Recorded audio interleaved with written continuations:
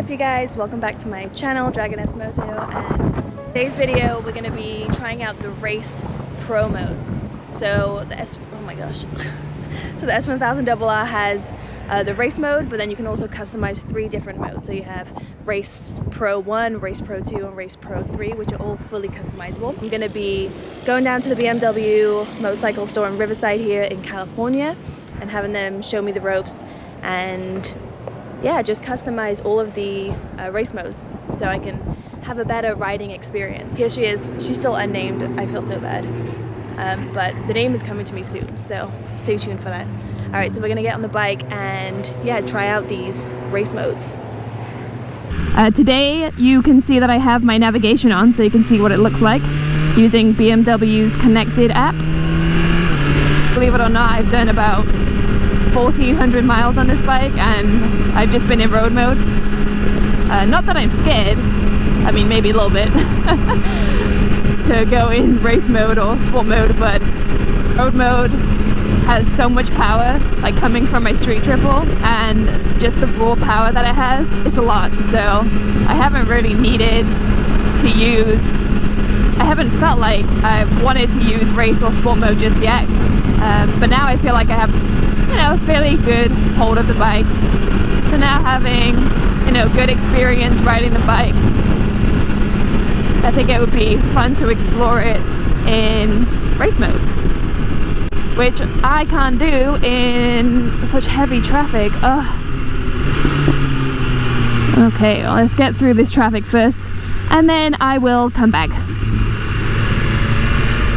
So I can change the modes on the go, so we're going to change it now while I'm on the interstate. Let's see, race, okay. In race mode, I think traction is less, wheelie control is, I don't think it's all the way off, but it's definitely lower than it is in race mode. So I can definitely feel it, a little more powerful, yeah. Has a little more giddy up.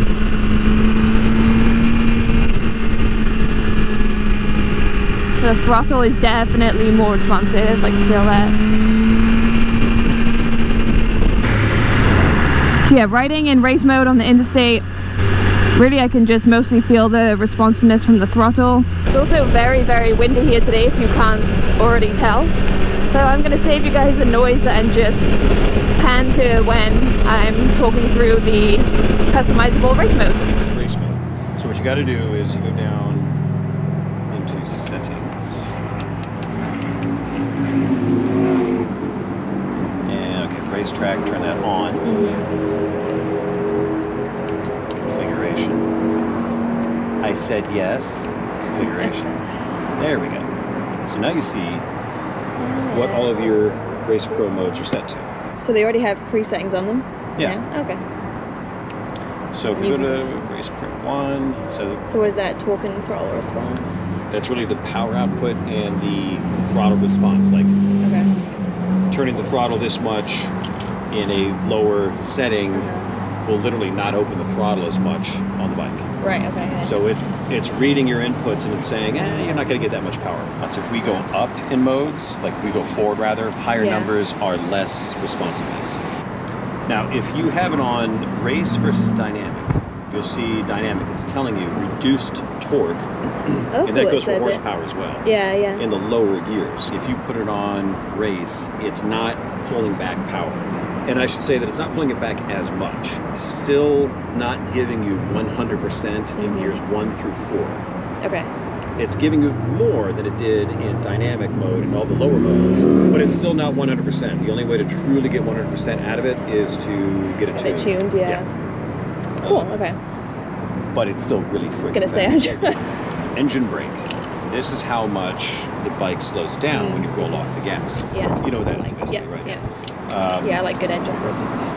So what you can do is mix and match engine output or response. So you can have a really, really snappy and have minimal power reduction. Yeah.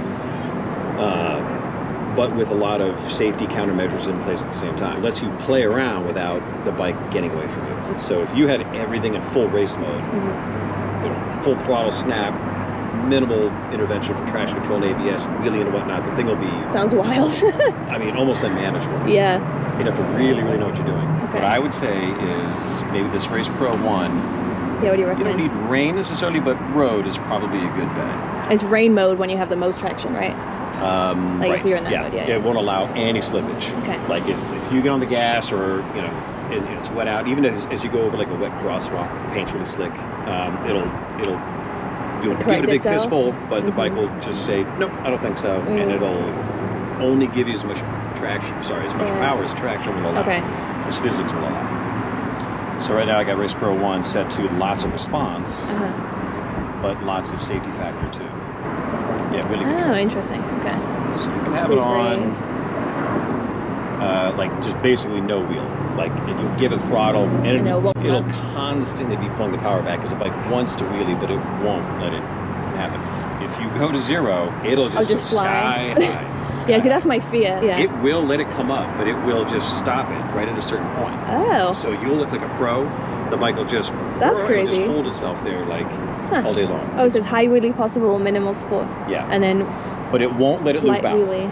So that's pretty cool. So you don't have to worry about Slight that. wheelie possible, like it will just carry it a few inches off the ground and come back down. Yeah. Again, setting 1 will really let it come up quite a lot. Okay. Not sky high. I mean, it's not going to be 12 o'clock or anything, but it'll be quite a lot higher than setting 2. Setting 3, like you said, won't let it come at all. So So you want to keep it put it on 2? on, I think 2 is a good setting. And ABS, I wouldn't go any lower than 3. That's going to give you plenty of... Yeah, I like ABS. What is that right here?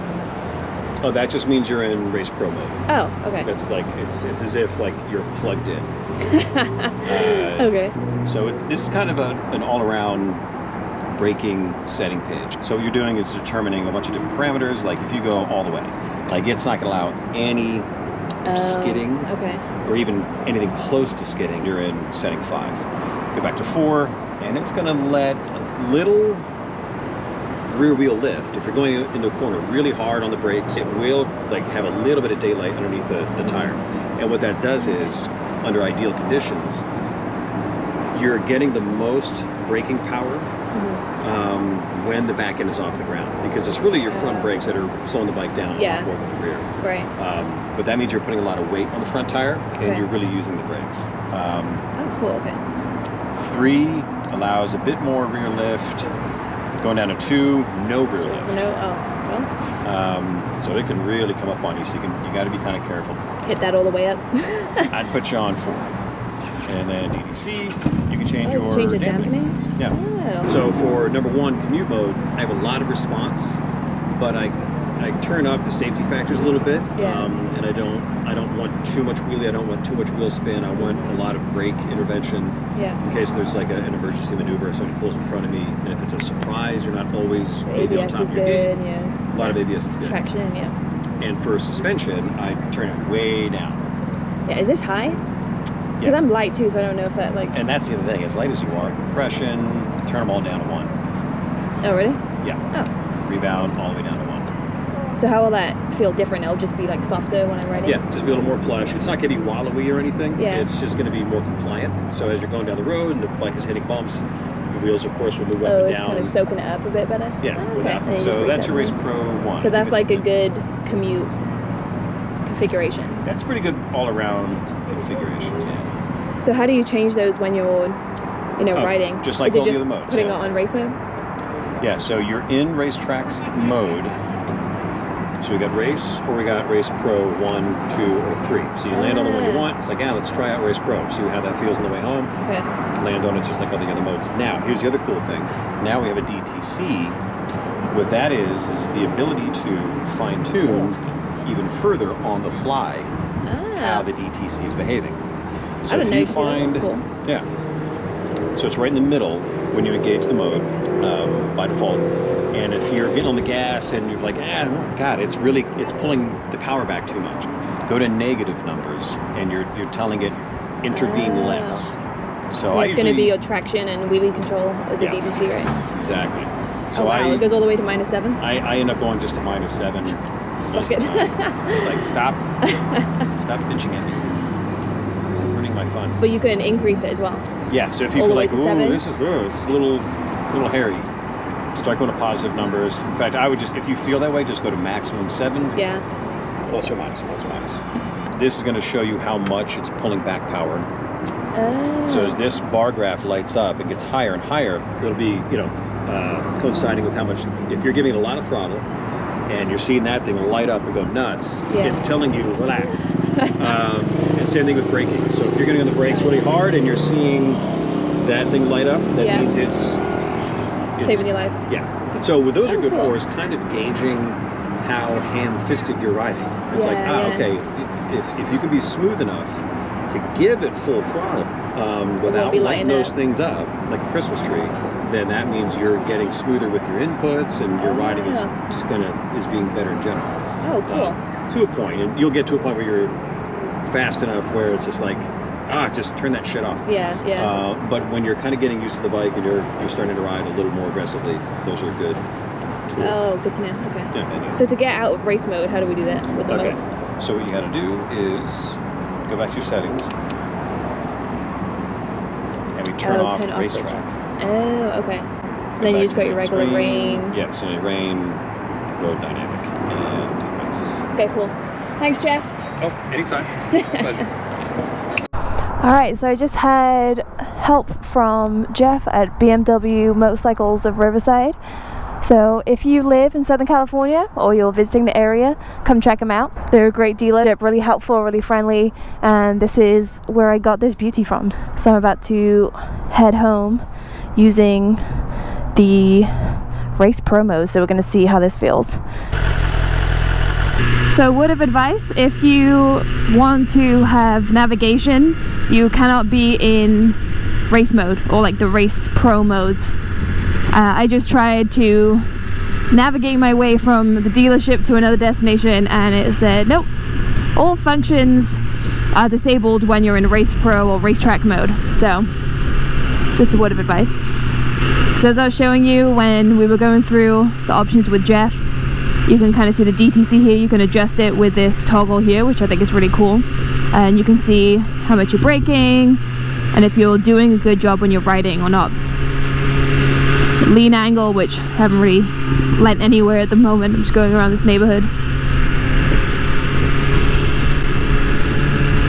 Oh, that's cool. So I can definitely feel the difference in race pro mode from road mode, obviously. So we turn the engine braking off a little bit so it does coast a little smoother than normal. The responsiveness of the throttle is definitely increased. Woo! Definitely more torquey, which is nice. And then traction feels pretty good.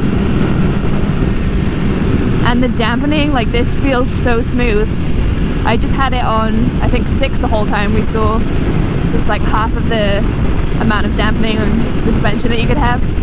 But this just feels smoother on these roads. If we go over little bumps here and there, it's kind of soaking it up better than it was before. I can't believe I've ridden this bike over 1,000 miles and didn't have the suspension as soft as it is now. It feels so good. And I love this dash. I mean, it's kind of a lot when you look at it first, but it makes sense. And I like that the speedometer is now in the corner and not just right in your face. You can adjust your DDC, so all of your like traction and wheelie control when you want. It's very nice.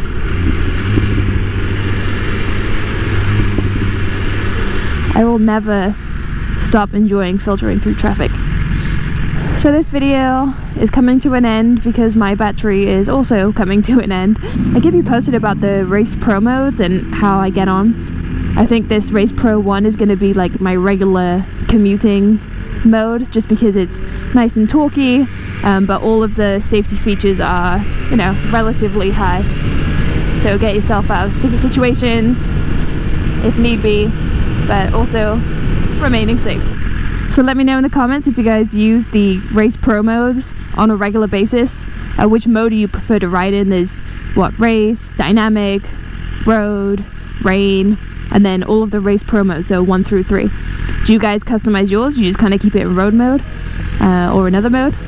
So remember to like this video, helps with YouTube's algorithm, and I hope to see you guys in the next few videos. Bye!